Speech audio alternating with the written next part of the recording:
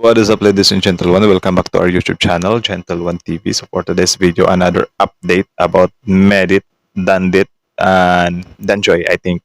So yun yung nasa pamagat eh. So this video is from Kalingap TV. So it has a title of Nars Joy or Nars Medit. Naku, Nars Joy or Nars Medit. Yung video natin kahapon about kay ano eh, kay Medit na nag-Nars tapos Nars Joy, Nars Medit. So nako, mga nurses pala 'to. So, bakit biglang nag-nurse si Medit? Kalingap Dan napatingin, Kalingap Rab. So, what's that? So, ladies and gentlemen, without further ado, let's watch this video together. So, again, I mean, before that, Kalingap TV support nyo yan. Also, Gentle One TV support nyo rin. Kalingap Rab support nyo rin. So, again, ladies and gentlemen, without further ado, let's watch this video together. Again, the title of this video, Nars Joy or Nars Merit. Bakit biglang nag-Nars si Merit? Kalingap Rab napatingin, Kalingap Rab. Kalingap Dan pala. So again, ladies and gentlemen, like, comment, share, subscribe. Kalingap TV, Gentle One TV, Kalingap Rab. So like, comment, share, subscribe. Ulit-ulit. Start. Ulit-ulit, no? Ba't walang... Medeth biglang naging nurse. Nako. Kalingap Dan napatingin. Nako. Isang mapagpalang araw sa inyong lahat mga kalingap, sanay hindi nyo po makalimutan na mag-like sa video na ito. Like the video. At Like the video.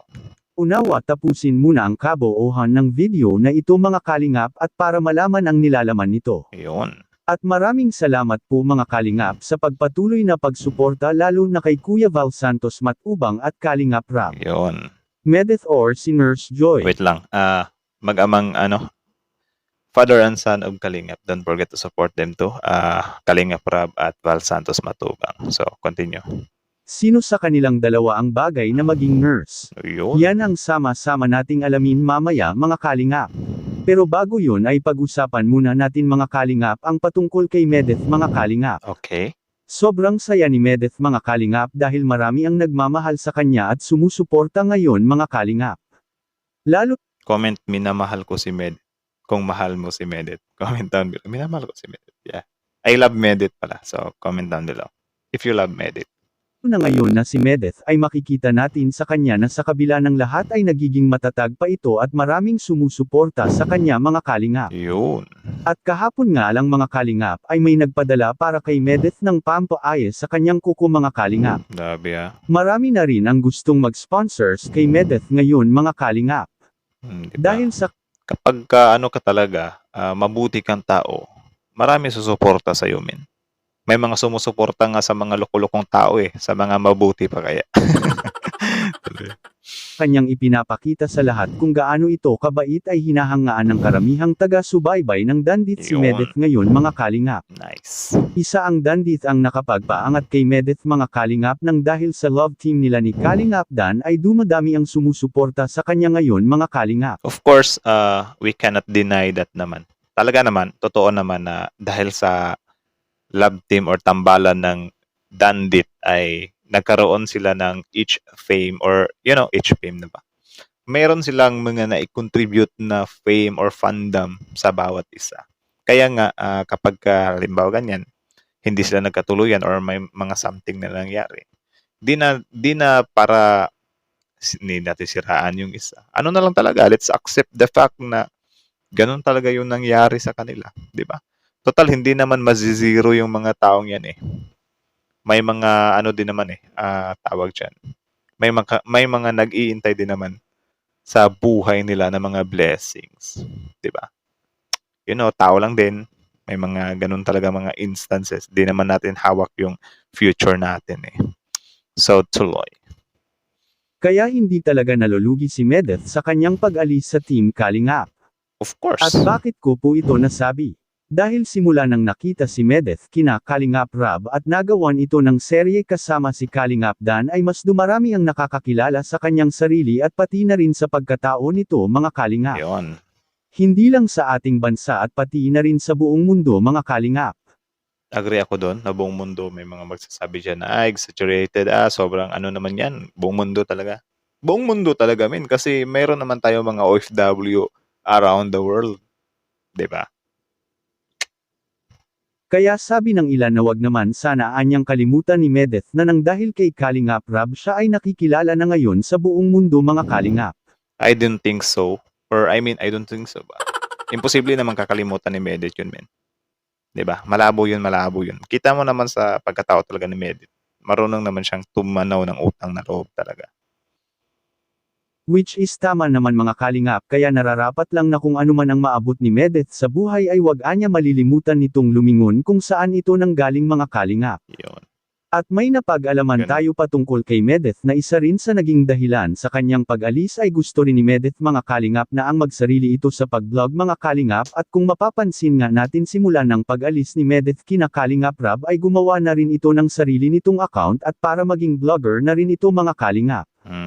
Isa rin Yun, sa supportahan din natin yan ha. Don't forget to support. dahilan ni Medeth sa kanyang pag-alis ay gusto nito ang pagiging vlogger at magsasarili na lang kaysa patuloy pa itong nasa kina Kalingap Rab na may kalayuan naman ang bahay nila ni Medeth sa Daet. At kaya minabuti na lang ni Kalingap Rab na bubuwagan ang Dandith dahil kagustuhan rin ni Medeth ang lahat ng nangyayari ngayon sa kanya mga Kalingap. Yun.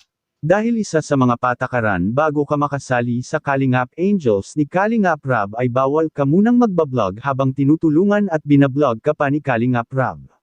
Tama. As ano naman yan kasi yung iba naman titingnan naman yan as sinasarili. Men, it's about respect lang naman, di ba? There's no wrong about that.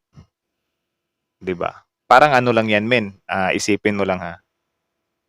Ano ka, meron kang ano ngayon, meron kang farm.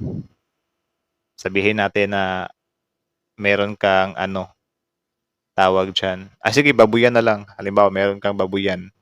Ngayon, tinutulungan ka ng tao, ikaw yung magbabantay doon sa babuyan. Bali, sisweldohan ka lang ng 500 per day, kunyari. Tapos, magbantay ka ng babuyan.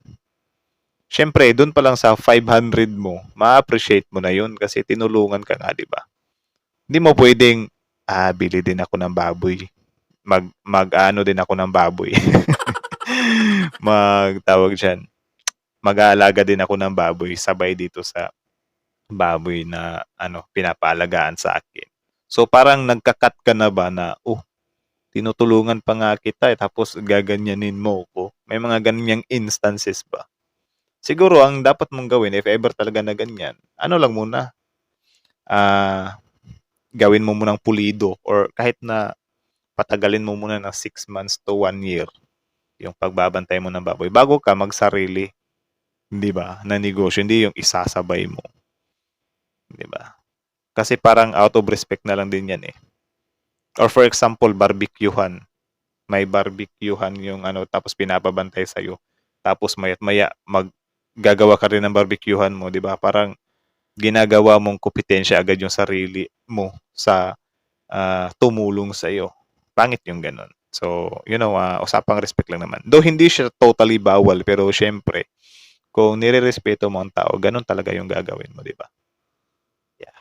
Mahigpit na ipinagbawal ito ni Kalingap Rab at isa rin ito ang nalalabag dati ni Medeth dahil patuloy itong nagbablog at dumating pa sa punto mga Kalingap na mayroong isang nag-sponsors kay Medeth na nagkaroon ng issue tungkol dito dahil sa gusto na rin ng nag-sponsors kay Medeth na ma-promote rin sila mga Kalingap.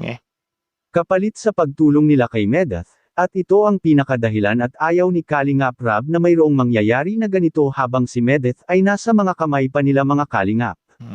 Ang totoo nga mga Kalingap ay ayaw ni Kalingap Rab na umalis si Medeth at handa naman siya na matulungan pa rin si Medeth kung sakali man na babalik man ito sa Team Kalingap. Sa kabilang dako naman mga Kalingap, Medeth biglang nag-nurse. Dahil ito na tayo sa exciting part. Medeth biglang nag-nurse. So bakit kaya men? Nakaka-curious naman. Kay Diwata Joy kaya naging nurse rin si Medeth. Nako. Malalaman na natin ngayon mga Kalingap. Isa sa ginampanan ni Medeth sa kanilang shooting kamakailan ang pagiging nurse nito mga Kalingap, at napakabagay pala kay Medeth ang pagiging nurse. Grabe. Anong masasabi nyo? Parang pala siya, parang nagkataon lang or hindi. Parang lang ba? Nakakaaliw ba? Or basta something like that na yun, si Joy ay isang nurse tapos si Medeth ay nagsuot din ng uniform as a nurse. So may tanong lang naman sila dito kung sino yung mas bet mo na nurse, si Nurse Joy or si Nurse Medit. So comment down below, but no hate, okay? Comment lang ba? Opinion lang, parang survey lang. Kayo talaga. Tungkol dito, please comment and God bless you all. So, yun lang naman, ladies and gentlemen. So, that is from Kalingap TV, of course. So, yeah, before you leave, don't forget to subscribe Kalingap TV. Original video link in the description box below. Also, Kalingap Rob, don't forget to support him too. Like, comment, share, subscribe. Also, ladies and gentlemen, our YouTube channel, Gentle One TV. Don't forget to support our YouTube channel too. Grabe, sobrang bilis lang. Almost, I think 15,000 subscribers na tayo. So, maraming thank you sa inyo. Also, si Miss Medit, don't forget to support her too. Supportahan natin siya na mapalago yung channel niya. Tapos yun, let's give her a break na deserve niya. At yeah, let's support her. So, how about you? What can you say about this video? Comment down below. Sobrang cute Nurse Joy tapos Nurse Medit. Ano talaga ba? Parang nagkaroon tuloy ng comparison. Pero syempre, wag tayo dun sa mga more on hatred or whatsoever. Ano lang ba, parang healthy lang na parang healthy, hindi siya competition eh. Healthy comparison lang, di ba? Something like that. So, bagay naman sa kanilang dalawa na mag-nurse sila kasi yung profession ng tao, hindi naman talaga yan about sa bagay ba sa looks mo or whatsoever. Ang profession mo, dapat mong ibagay sa kakayanan mo. Yun, di ba? Hindi pwede yung magna-nurse ka tapos wala kang alam sa pagiging nurse, magpupulis ka tapos takot ka sa mga magnanakaw, takot ka sa mga putukan, mga ganun. Hindi pwede yung ganun. Dapat kung ano yung pipiliin mong course, dapat mag-fit siya sa ano talaga ba? Pinaka-desire mo talaga, pinaka-ambition mo, di ba? So, hindi pwede yung conflict. So, yung pagiging nurse, kung gusto talaga nila or fashion talaga nila na maging nurse sila, of course, bagay sa kanila maging nurse, di ba? Tsaka, kaya nga meron tayong school, di ba? Para malaman natin kung bagay ba talaga para sa'yo yung mga trabahong yan. Kaya nga pinag-aaralan natin. Yung iba, kung hindi talaga kaya nakita ng mga guro na malabo ka talagang maging piloto, maging pulis, maging abogado, kaya ka binabagsak. Pero syempre, kung binabagsak ka man ngayon, that doesn't mean din na hindi talaga bagay sa'yo. Sometimes, meron din tayo mga pagsubok or mga challenges sa buhay na hindi porket nag-fail ka as an attorney, sa mga exam mo, bar exam or whatsoever, ay hindi na bagay sa'yo yan. Of course, challenges lang din yan. 'Di ba? Many more studies pa. And then, yun, hanggang sa makimit mo yung mga pangarap mo. So, yun lang naman. Ang cute lang tingnan. Mga nurses pala to. Grabe. Si Kalingap Dan, kapag ganyan, 'di ba? Di na siya problema kasi meron siyang nurse. So again, Kalingap TV, Gentle One TV, Kalingap Rap. So yeah, Gentle One TV is out. Like, comment, share, subscribe.